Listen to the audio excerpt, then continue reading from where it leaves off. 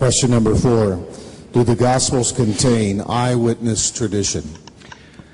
When I was a Bible-believing evangelical Christian, attending Moody Bible Institute, before I began my serious scholarship on the New Testament, before I began to read it in Greek, and before I saw what serious scholars of the world had to say about it, I was absolutely convinced that the Gospels not only contained eyewitness tradition, but that they were written by two eyewitnesses, Matthew and John, and by two people who were close companions to people who were eyewitnesses, Mark and Luke.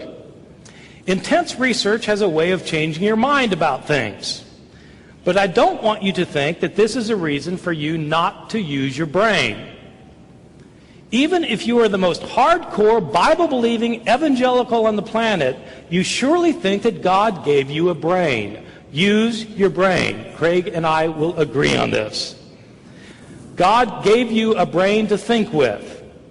Apply reason. That's why God made you a human being instead of a slug.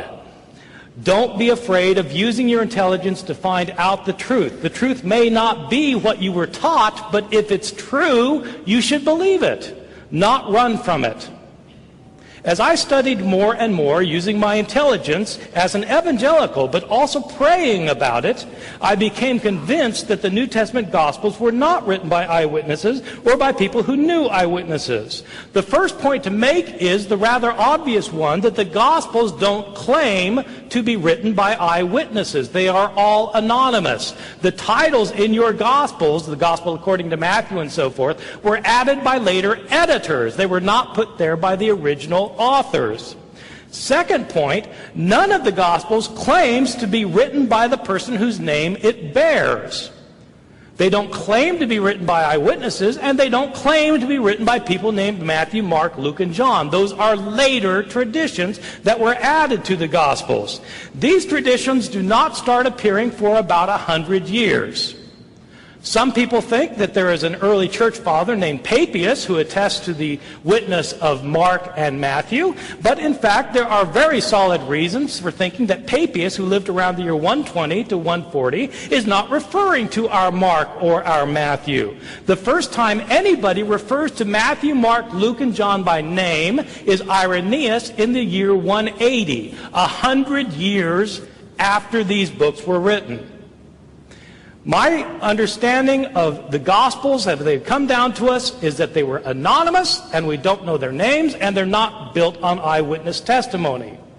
But the important point that I want to make is that even if the Gospels were written by eyewitnesses, or even if they did contain eyewitness accounts, that would not guarantee that they were accurate.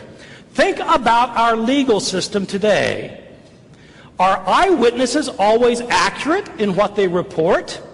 If so, why do we have trials that call in testimony more than one eyewitness?